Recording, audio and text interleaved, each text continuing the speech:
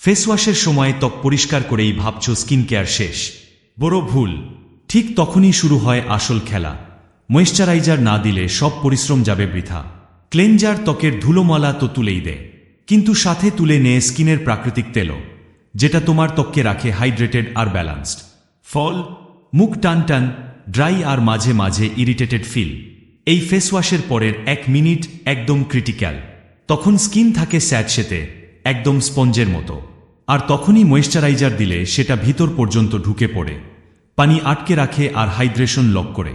কিন্তু যদি দেরি করো বা একেবারেই না লাগাও, স্কিনের ভেতরের পানি এক্সপোজারে শুকিয়ে যায়। ফলে ত্বক আরও বেশি রুক্ষ, টানটান, এমনকি তেল বের হওয়া বেড়ে যায়। শেষ কথা, মুখ ধোয়ার পর 1 থেকে 2 মিনিটের মধ্যেই ময়েশ্চারাইজার লাগাও। এই ছোট্ট স্টেপেই লুকিয়ে আছে সফট, গ্লোয়িং স্কিনের রহস্য। ক্লিনজ, তারপর ময়েশ্চারাইজ, শেষে গ্লো।